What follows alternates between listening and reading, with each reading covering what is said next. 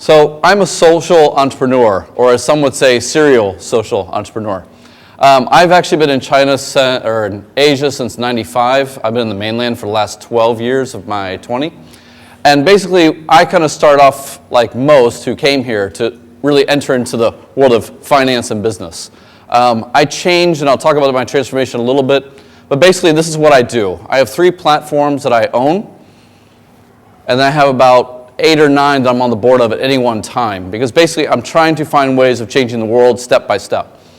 So Collective Responsibility, that's my consulting firm. The China Europe Business School, I'm a professor. And Hands-On is a volunteer organization, much like NVPC. And I have 4 cities right now in Asia with about 25 to 30,000 volunteers that are all volunteering every week. Now, getting back into from inspiration to impact, basically it took me a while to figure out how to really start building this portfolio of things that I work on. And honestly, it took 7 years for my wife to really understand what it is I do. I don't expect you to get it in 10 minutes. But basically, I want to kind of walk you through the fact that, it's all about taking steps. It starts with the first step, you have to take another step and another step. And over time, you'll start to actually see where behind you, things are changing, right? When you start following your passion.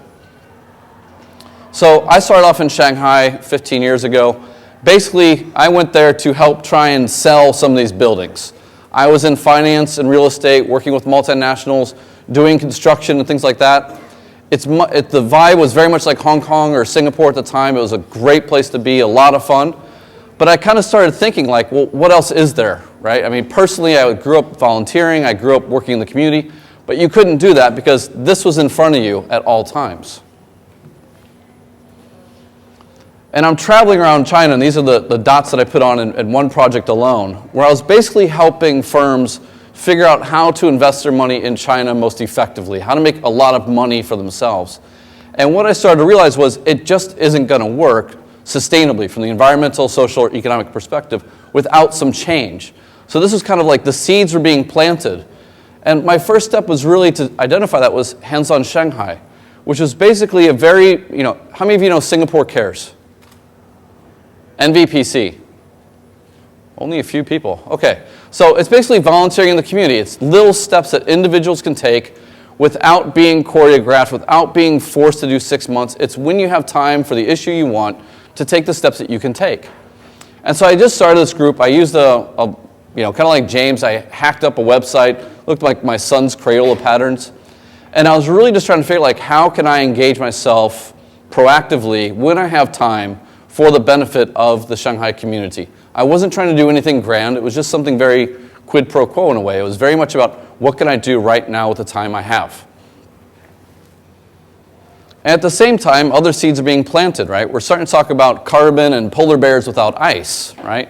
This is when Copenhagen's coming up. This is when the environmentalist movement in Asia really starts to kind of take a much more mature attitude towards the issues that we're facing.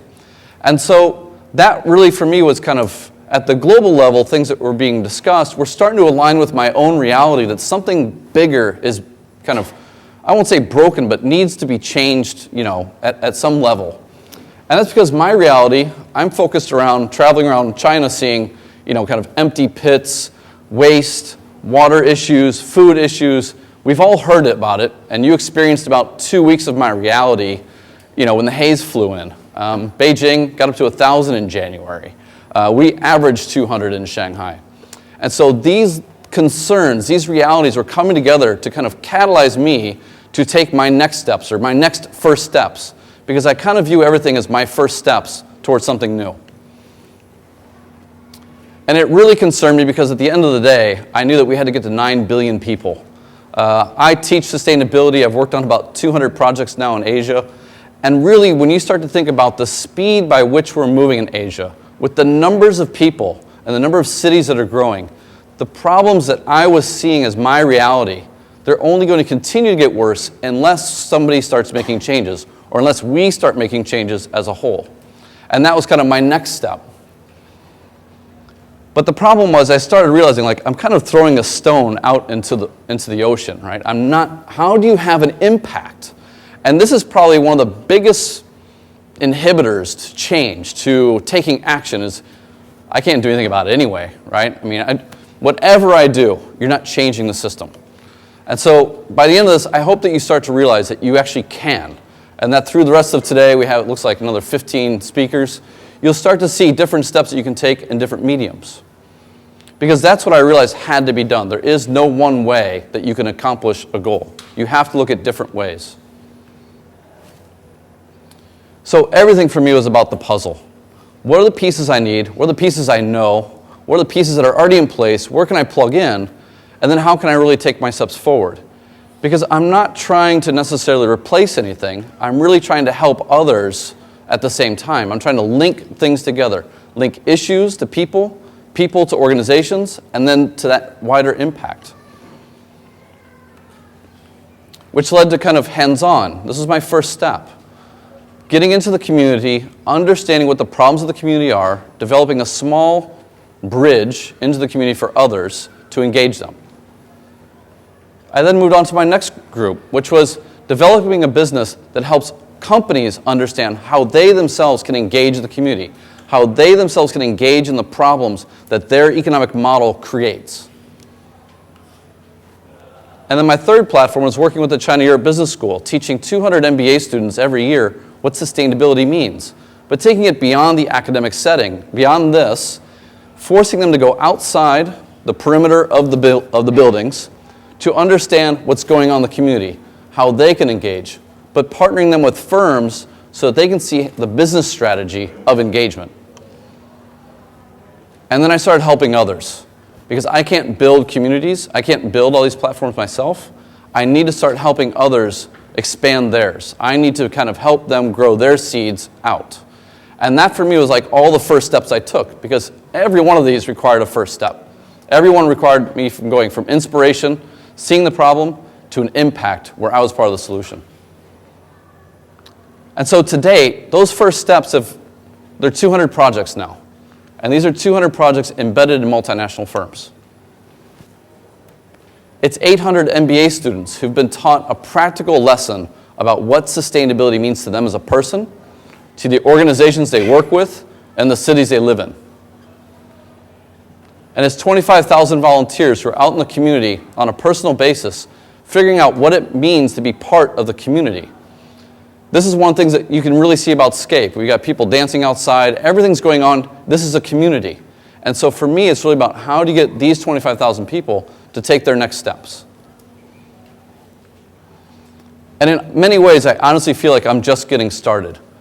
Even though I've done and worked on a number of these amazing projects, I feel like I still have many more steps to take, many more platforms to build, which is actually why I'm down here in Singapore and been talking to James quite a bit.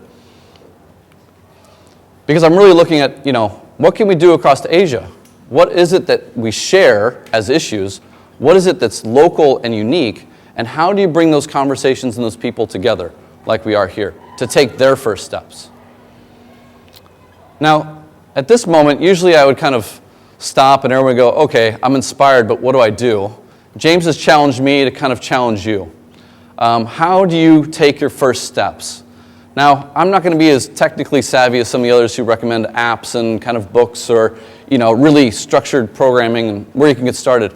I'm going to ask you to use what your God, whether it's however you define that, has already given to you, or if you're an evolutionist, you believe evolution gave to you.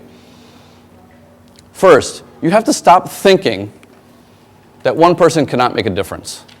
Stop using your head to tell you what you already know to be true. You can actually make a difference, even if it's a small difference, right? Most people, it's up here in the head.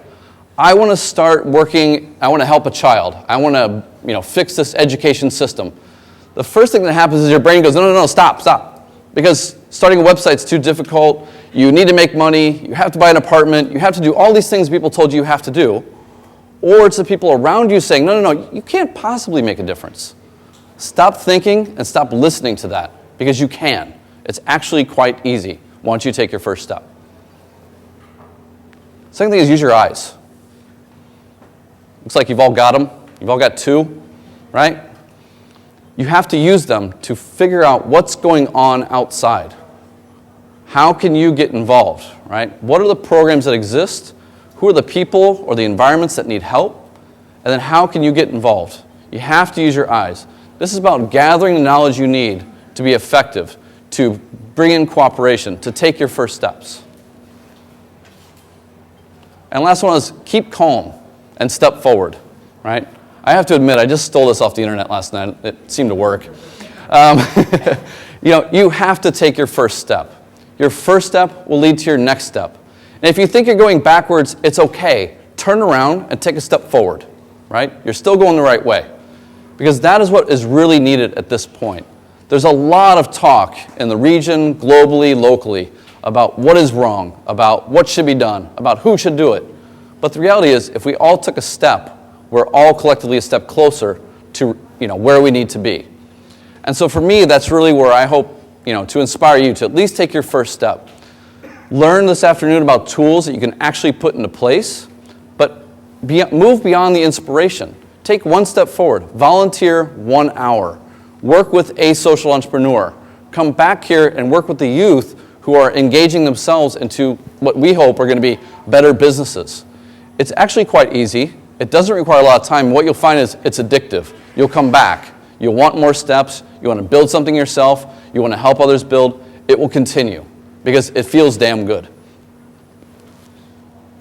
Because one person can make a difference. So that's my pitch. I hope I kind of kicked off this morning in the right fashion, James. And we have a few minutes for questions. So thank you very much.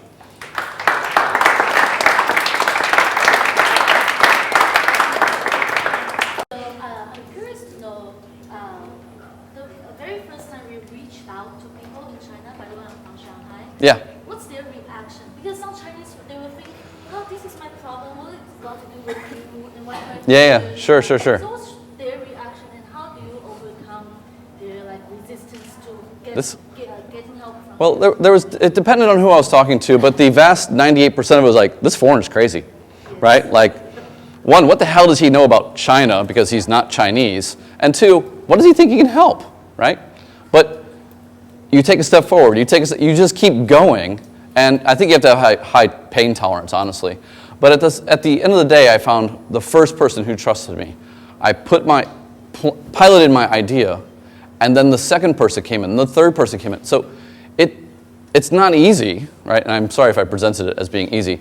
But at the same time, you just have to keep going forward. And I think the hardest part was actually showing them that your idea worked and helped them improve their organization or with their problem. Once you prove that, it's actually quite easy. And I'll give the tangible example was I was working with elderly care centers to start with, thinking we'll just go and we'll go to the elderly and we'll hang out, we'll make them happy, and we'll do some other things. No one really believed that could happen, right? So what we did was we painted the center, instead of in China it's all like these medicalized, white floors, and it's basically glorified hospice. We painted all the walls yellow, pink, red, blue. We had a lot of fun with it. It got put on the news, and pretty soon we couldn't stop painting elderly care centers. And that was our first step. The second step was actually doing the basic stuff, just talking to the elderly. Then we started building on top of each of those. And so now we have about 8 elderly care centers we work with, and about 50 or 60 volunteers a week that go and just talk to the elderly. So yeah, it starts off with, you're crazy, and then it moves into, thank you. Okay, my question is a little bit more academic. So there's a lot of debate in academic literature about how to solve the innovator's dilemma. And one of the hardest questions to actually solve, especially with regards to the sustainability challenge itself, is actually in the form of manufacturing. Because in terms of perhaps global outsourcing, they're looking for the cheaper suppliers. Maybe in terms of plastics, which are not biodegradable, if you put forth, you try to make a suggestion that, hey, why don't you consider composites which are more lightweight, they can last longer, they're design-centric, or even biodegradable materials. Okay. You say cost is an issue, right? No, it's not. I mean, and I'll give you just a really quick, clean examples. Interface flooring. Anyone know Interface? Ray Anderson? Okay, I got to bring him here next time. They make modularized carpet just like this, 500 by 500, right? And they are 20 years ago what the founder calls take, make, waste, right? That was his mindset. Cheap oil, cheap production, cheap whatever, turn it into something that you use, then throw it away, because he didn't own the externalities. But as a leader, he started looking at how can he change the paradigm, because he basically called himself a criminal. And he was saying, I am basically abusing the earth and the future generations are paying for it. And over the last 20 years, he's moved into what he calls Mount Sustainability, which is 100% renewable, recyclable, reusable materials. No virgin, no waste. And they're about 70 to 80% there. And to kind of get to your point about raw materials and cheap and things like that, they just piloted a project in the Philippines where they take the drift nets out of the ocean, the nylon drift nets, and turn that into 1/3 of the carpet. Because the carpet's 3 pieces. It's the backing, it's the mesh, and then it's the tuft. The tuft is what you see, it's what's pretty, right? And then the net kind of keeps it there, and the backing just glues it all down. It'll all go into the netting. It's the exact same nylon. So he's basically worked out at a cheaper cost, higher ROI, just on a accounting basis. But then his own brand has now exploded. One of the reasons why they feel that Interface survived the financial crisis the way it was because of what they did for sustainability. They became a good company. Their employees now have been with the company so long, they're looking at a mass retirement, that's their biggest social problem now. They've kept people for 30 years at a carpet factory, right? So there's a lot of ways you can look at this. But if we just look at, I buy oil, I buy this, I buy that, I resell it, then you're not going to get anywhere, which gets back to awareness. Getting people to take their first step. Right. All right, I'm going to go, I'll be happy to talk to you about it after. I teach a whole semester on it. What has been your toughest first step so far? Every time I tell my wife I have a new idea. You got that on tape? Honestly, the toughest first step is actually your own confidence and thinking that you have an idea of how to solve it. Because I look at everything and try and fix problems. That's what I do. And so I look at anything as broken up front. So your first step is one, just trying to figure out, do I have the right idea to even start the process to fix it? Do I know the right people? Will I have the support financially from the government, from my staff, whatever? It's all internal to start with. It's about actually getting yourself confident enough to take that first step. Once you've had a series of successes, I think it actually gets more difficult to take that first step because you're afraid of failure if you've succeeded, right? So your fear of failure becomes your biggest confidence issue, right? That's what it's really about. Beyond that, actually, if you have a good pilot, I think you can pretty much, the confidence is there, not just in yourself, but your staff, your organization, the people you work with externally, and then it gets much easier. But it's really just coming up and saying, no, I've got the right idea, right? That's the tough one. Of course, if you don't have any money, then that's even tougher. From the right half of the class? Hi, may I ask a question? Sure. What is the outcome you would like to get from this meeting, please? Wow, that's a good one. I came in here with no expectations, but really, I hope that at the end of this, you're starting to take your first steps, right? And it's really esoteric and intangible, but I think, if you look at the programs we've put together about your own personal health, how you engage your community, anything you can do to improve yourself, not at the expense of others, but basically proactively for the community, is a step that I want to see you take. I will be back down here in September, and I have another forum, so keep your eyes open for that. It's called Beyond Business as Usual, which is back to your academic question. So I hope that you guys will come to that. But outside of that, take a step forward, do something for the community, do something for somebody else, right? Not just yourself. Does that answer it? It's a bad answer, I know, but I'm trying. What interests me is that once somebody embarks upon what you're talking about, is how remarkably easy it is to gain resonance with lots of other like types. But also it informs the way you conduct your own life and what you buy, what services you buy, the bank accounts you have, whatever it does. It does provide a structure and a matrix, and it takes a bit of work, of course, to overcome certain elements of your own inhibitions. It's a growth story, right? And I think what's interesting is I teach 205 of Asia's leading MBAs every year in sustainability. You couldn't ask for a tougher crowd, right? I'll get about 20% who absolutely, yes, we love it. We want to do something, damn it, something's wrong, blah, blah, blah, blah.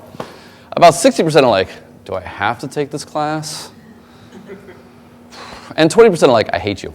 I absolutely hate you, right? Like, this is a required class. I hate the dean, I hate everybody. But what I'm finding is actually, having taught the 800 students and having gone through about 120 projects with them, you can very quickly turn that person in the first 5 minutes into someone who's like, yeah, we do need to make a change, and yeah, I can do something. And so actually, I don't talk academically too much about sustainability. I make it about the person, because I do a 4-day boot camp, and the idea is that by the end of that boot camp, they're really coming out, and I don't care what their issue is. I really don't care if you're worried about elderly, you're worried about clean buildings, you're worried about food, whatever it is. Find that issue that you're passionate about and go for it, right? And it could be a professional reason, it could be a personal reason. And so actually what I've found the most challenging beyond my own confidence is how do you engage people who have a varying level of interest across issue. It's very difficult to create that. And that for me is actually one of the most interesting and most fun parts about this. As you can talk to a group like this, and I bet for the 50 people that are sitting here, there's 50 different things that they're worried about. And then there's 50 different ways you can get them to go forward. So, one more? Okay, so I was told by my professor, Mhm. that he said, in order to make a change, first you need to be able to change people's behavior first. Mm-hmm. So do you have any like tricks or tips to change the behavior of your whoever community, Mhm. get them sustain the habits that they have?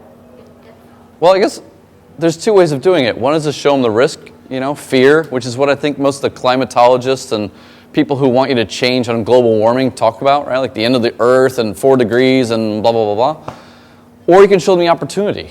And this is actually where I think the millennials and kind of the back half of the Gen Xers are getting more interested is there's a huge personal and professional opportunity to build companies, to do things that are right, and they start to see it as an opportunity for themselves, not necessarily just financially, but in other ways, right? You see a lot of people here who are just kind of looking to learn more about fitness or about their person as, how do you improve yourself? That's an opportunity, right?